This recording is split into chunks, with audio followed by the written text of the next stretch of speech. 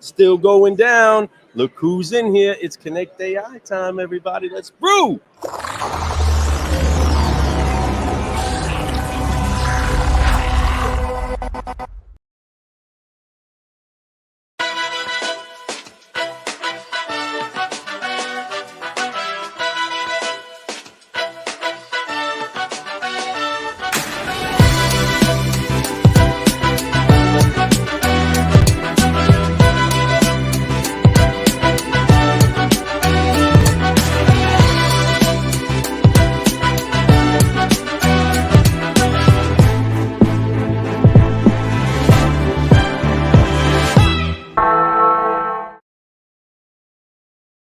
Hey, what's going on, car guys and car gals? It's Lou Ramirez, the car guy.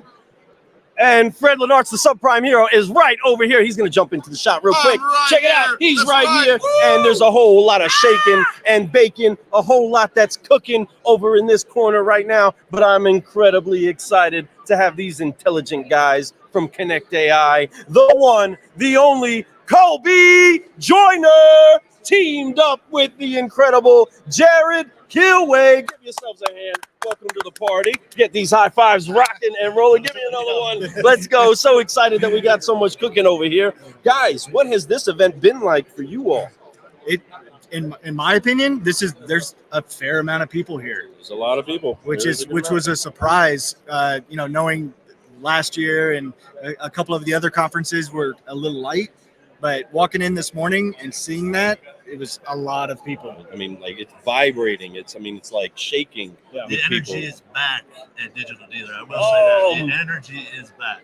Saying it official. I love that. There's a lot of caffeinated people. Oh, come on. You know there's a lot of caffeinated people inside of this caffeinated culture that we are all about cultivating. And that's something that you all are doing, right? You're caffeinating your culture. You guys are now brewing some solutions. We really, really appreciate you always supporting the Car Guy Coffee podcast, for always being contributors and however it is that you can be. But really, you guys are brewing some serious solutions. Tell us a little bit more about what it is that Konect.ai is actually brewing for an industry that's here for digital solutions like what you provide. Yeah, Konect, we're changing how people think of AI. AI, and I use the analogy Colby and I were talking earlier. AI in the industry, it was kind of had a bad vibe to it for a little bit. Mm-hmm. There was the unsure, it was the unknown, it was the mystery behind the curtain of what's really happening. I think it's changing now. A lot of people are realizing evolution is happening with or without it. It's time to take a deeper look and see how an AI like Colby and I and the team at Konect are doing can really be impactful. Thinking of BDC, for example, and you work with a lot of them and a lot of great ones out there. We're not a replacement to a BDC. We're a complement. We make them work more efficiently, but we also do it in a way the conversations feel normal and natural, just like sitting here and having a chat. Having a cup of coffee and a conversation. Exactly. So it's really changing that for the industry, but people are starting to open their mind up to it and really see what the differences are. And there's a lot of AI platform companies on the market. We're just trying to be the best that there is out there. Absolutely, and that's awesome. And that's really every one of these companies that are out here, whether small, big, seasoned, or actually been part of the party for a while. I mean, they all have their different vantage point, right? The different angles that they see the industry from. The awesome thing about you all is that you guys are car guys, right? You guys are bringing your vantage point from the car guy spectrum into the technology area. Colby, what has it been like for you to be able to see that transition come from working in some pretty big groups, making big things happen, crazy, incredible cultures, and then shift into now you have a solution for not just one, but many dealers? What has that felt like for you?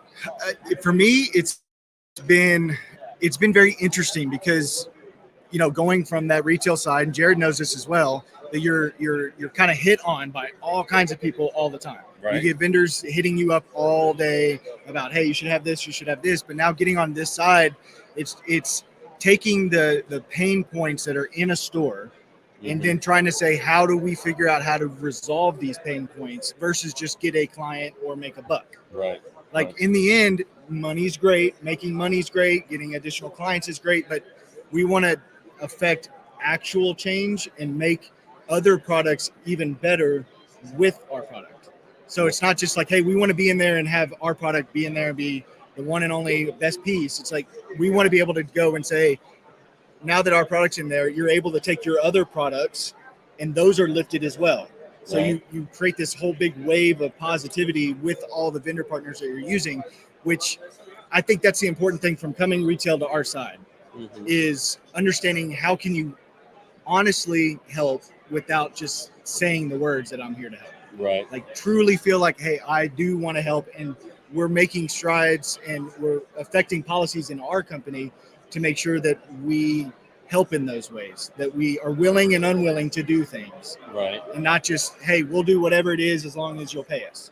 Right. It's like we do this and we do this for a reason. And once we rationalize it, it makes sense. And it's like, oh, wow, sounds like y'all been in a dealership before. Right. Yes, we have. Exactly. Having that language, how easy is it having that type of a language of the car dealer for you guys to be able to connect? Oh, it's See what I did there? Connect. No, it's critical. You're dealing with. I don't look at ourselves as a vendor. We're not vendors. We're a partner. That's right. And you know what? There's some people that may not be a good fit in alignment with us, and that's perfectly okay. No bad blood, no bad feelings. I wish everybody the best. But we really focus on the partners. Now, with those partnerships, what we get to deliver for them is something exponential. Because myself and my team working with the stores day in, day out, we listen. Right now, we're in a listening phase where we're listening to them. What do you need? What is a pain point for you as a store right now? Is it inventory? Is it acquisition? Okay, it's acquisition. Perfect. What's your process? Who are you using? How do we align with what we can provide them to match up with their current existing process? We're not here to disrupt anything. Right. We're here to be that complement to their existing process and just make it that much better and successful. Partnerships with KBB, ICO, we're doing a bunch of stores with acquisition. Talking to Kramer and some teams over at AccuTrade. I just talked to the guys over at Van. Just to be able to start those conversations, so when a store says, hey, I need help with acquisition, I use Van or I use AccuTrade, I can say, hey, great news, I was just met them at Digital Dealer. We just have to figure out the next steps for that integration, which is key and critical, which is what I'm focused on from now to NAD. Purely integrations, but it's listen to our true vendor or dealer partners, not just a vendor, to help them get what they really need to get out of it. I think that off of what Jarrod's saying, I think the important thing about how we go about what we do is that we have such a long conversation before we ever even talk about the product. We have a long conversation. And because in the end, like Jarrod said, we either fit or we don't. There is either an aspect of what we do that fits or it doesn't, but we have to have the conversation first. Without the conversation, then it's a pitch slap. Yeah, right. Kramer said pitch slap. He set it up at Sodu out there. But that's where it all comes down to, is being real. We're all people. We're all here to help one another. At the end of the day, we're here to help the customers and provide them a better experience. And if what we're doing at Konect can take some steps off of the dealer's hands, connect with them sooner and in a more relevant way, but also connect their customers to their team at the right time, with the right moment, at the right message, it's destined to be successful. Right. I mean, again, we can play the drinking game on the word connect the entire time we're on the show, okay? It's like because Roxanne, we're going to say that, but that's ultimately what you're trying to do. It's make the connection. If you don't have the connection, well, you don't really have a relationship. If you don't really have a relationship, well, then you don't really have a customer. You don't really have a client. You don't really have a partner if you don't have a connection. And what we're trying to make sure that we're doing in the industry is connect with our customers in a way that they know we are there to have a relationship with them, not just treat them like a number. Now, you have in this environment and in the world that you all just jumped in, you go from being inside of the dealer, fielding the calls, like you said, fielding the calls all the time for all the different solutionaries that are out there that can legitimately bring a solution to the table. But when you have not just a bunch of a plethora of solutions that are out there, but then fusing that into a team atmosphere, using that into the way that a dealership actually operates, what would you say to dealers when it comes to having that conversation? Because the conversations are gonna be what it takes to get connected. But what would you say to a dealer that wants to really have a talk about solving problems we don't even know we're having. It's simple, and I learned this from Kramer, and I give Kramer a ton of credit after so much I've learned from him. It's simple. No product on the market, I don't care how good it is going to fix a broken process. Until you have a process that is documented in detail, no product is going to really elevate your game to that next level.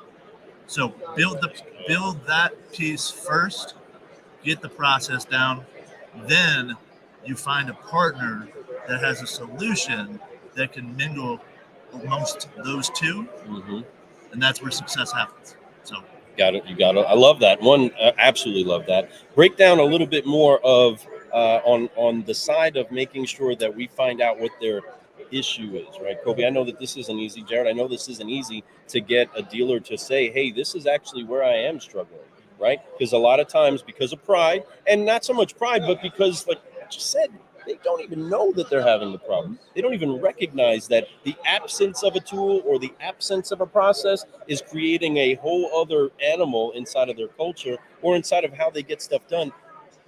Where in there is it actually beneficial for them to say, hey, you know what?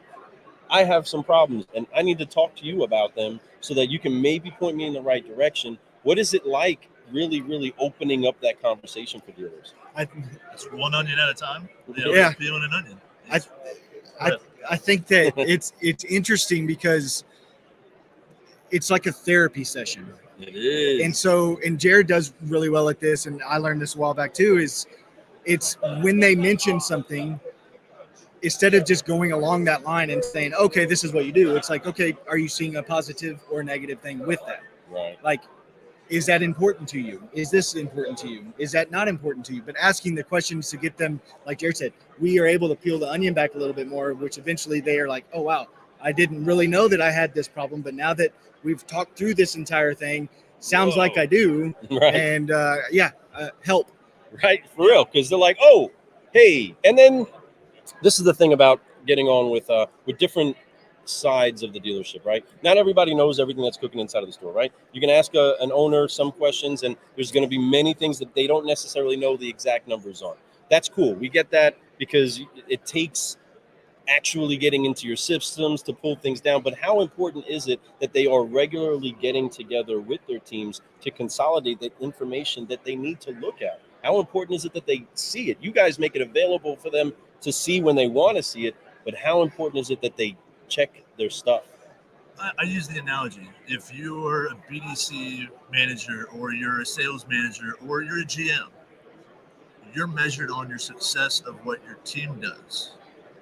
So if you are not inspecting your expectations, you're not able to make a change for the better.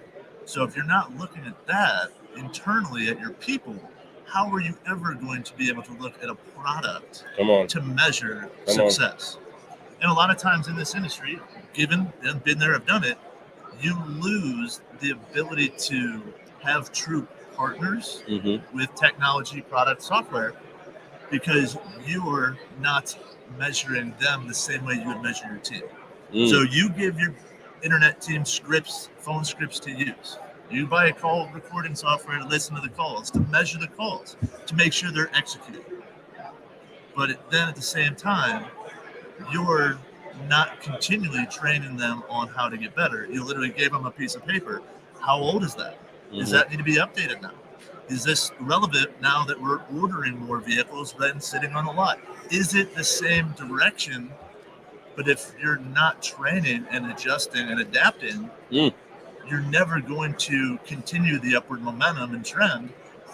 And you're going to end up trying to find a product to replace something that needs to get fixed first in store. Right. So you still have a broken system. You have a broken wheel, and you're putting a new tire on it. Correct. Every time that tire is going to go flat, there's going to be an issue with it, no matter what it is that you do. And that's also changing your mindset and your thinking. Now, we've had the privilege of jumping in the store while you were still inside of the stores, Colby, and going to Caffeinate a Culture. Now, when we pull in all these tools, right?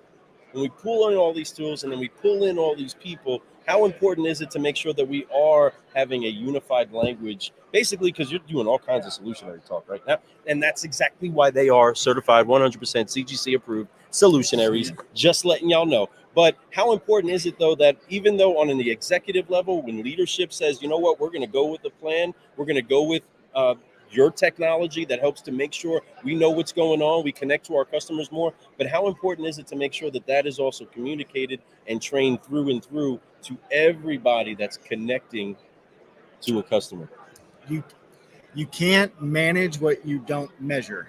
Oh, right? true. And so in that sense, if you are a vendor partner and you're jumping in and you're going to go into a store, you have to make sure that that store is willing to execute on the vision that y'all have, that you built together on the demo, on the sales call, and y'all walk hand in hand through the store figuratively and make sure everybody is also aware of what that is from the get-go.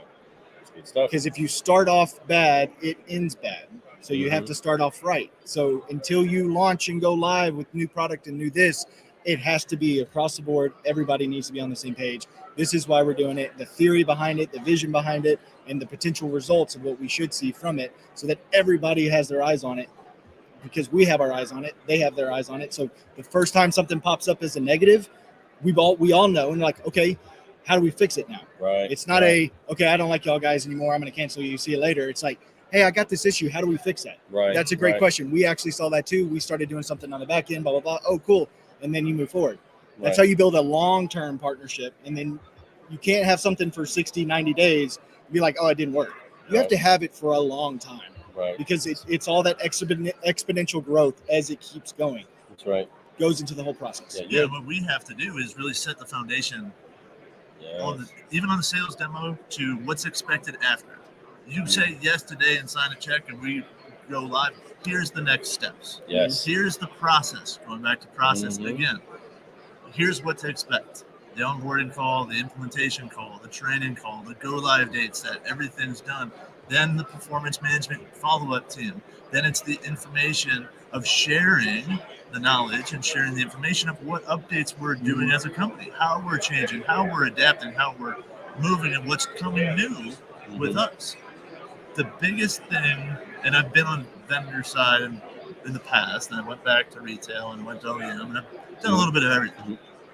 The biggest reason why products fail and dealers cancel, fortunately, it's not 100% always on the vendor partner's fault.